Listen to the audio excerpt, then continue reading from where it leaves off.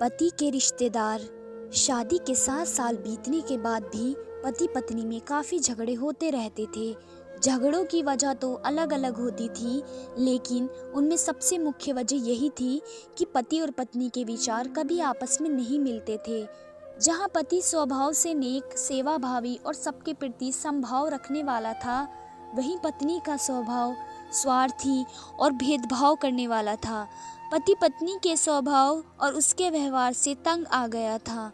वह हमेशा कोशिश करता रहता कि पत्नी का आचरण और स्वभाव में किसी तरह बदलाव आए।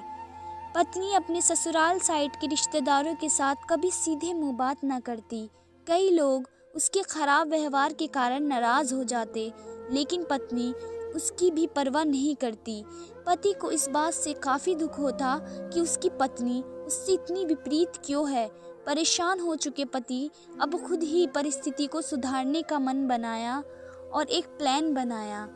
अगले दिन पति ने पत्नी से कहा, सुनो कम्मो, मैं सोच रहा था कि मम्मी पापा, पापा मम्मी, भाई बहन और उनके बच्चे को घर पर इनवाइट कर लेता हूँ। काफ़ी समय हो गया है उनसे मिले हुए, इसी बहाने उनसे मिल भी लेंगे और उनके साथ थोड़ा सा समय बिताने के लिए भी मिल जाएगा। तुम क्या कहती हो? पत्नी के चेहरे से साफ दिख रहा था कि इसे ये आइडिया पसंद नहीं आया, लेकिन उसने पति का मन रखने के लिए बेमन से हाँ कह दिया। पति खुश हो गया और पत्नी को अगले दिन अच्छा खाना बनाने के लिए बोलकर सभी को फ़ोन करके बड़े प्यार से अपने घर आने के लिए न्योता देने लगा। जब पति फ़ोन पर बिजी था तो पत्नी सोच रही थी, ये आदमी भी ना अपने फालतू के कामों से बाज नहीं आएगा। क्या ज़रूरत है सबको घर पर बुलाने की? सब मेरे घर आएंगे और राजाओं की तरह ऑर्डर करेंगे और मैं दासी की तरह उनकी सेवा करूंगी। नहीं नहीं, मैं ऐसा नहीं होने दूंगी। अच्छा खाना तो क्या, मैं इन्हें सादा खाना भी नसीब नहीं होने दूंगी। देखती हूँ कितनी देर टिकते हैं ये लोग मेरे घर पर। अगले दिन सुबह पति काफ़ी खुश था जब सिर्फ 2 ही घंटे बचे थे सभी मेहमानों के आने के लिए। पति ने अपनी पत्नी से पूछा, अच्छा बताओ तो सही, आज सबको खाने में क्या स्पेशल खिलाने वाली हो? पत्नी मुंह बनाते हुए बोली, स्पेशल खाना क्यों? तुम्हारे माँ बाप, भाई बहन कोई मेहमान थोड़ी हैं, उनके लिए कोई स्पेशल खाना नहीं बनाया है मैंने। वह भी वही खाएंगे जो हम खाते हैं। आज घर में सिर्फ दाल चावल बना है, क्योंकि और कुछ बनाने के लिए सामान नहीं था। पत्नी की बात सुनकर पति गुस्सा हो गया और बोला, तुम कभी नहीं सुधरोगी। अगर घर में सामान नहीं था मुझे एक बार बता दिया होता, मैं बाजार से जाकर ले आता, लेकिन कुछ ढंग का तो खाना बना लेती।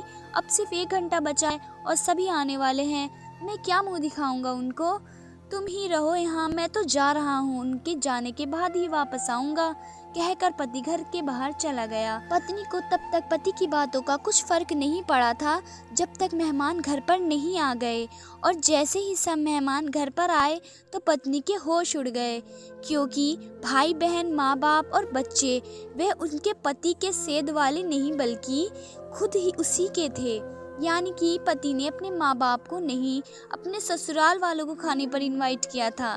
पत्नी अब काफ़ी परेशान हो गई, क्योंकि अपने ससुराल वालों को परेशान करने के लिए ना सिर्फ उसने सादा खाना बनाया था बल्कि खाने में ज़्यादा नमक और मिर्च भी डाल कर रखा था।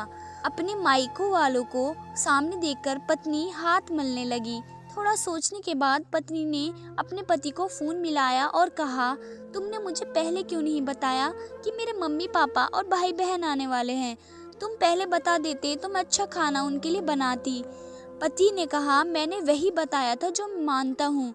मैंने कभी तुम्हारे परिवार वालों को पराया नहीं समझा और तुमने कभी मेरे परिवार वालों को अपना नहीं माना, और मैं जानता हूँ कि तुमने यह सोचकर कि मेरे मम्मी पापा और भाई बहन आने वाले हैं जानबूझकर घटिया खाना बनाया। अब तुमने जो किया है उसे तुम खुद ही भुगतो। मुझे पता है तुमने मुझे इसलिए फ़ोन किया होगा ताकि बाहर से खाना मंगवा सको, लेकिन मैं ऐसा नहीं करूँगा, ताकि तुम्हें तुम्हारे किए की सज़ा मिल सके। इतना कहकर पति ने फ़ोन कट कर दिया।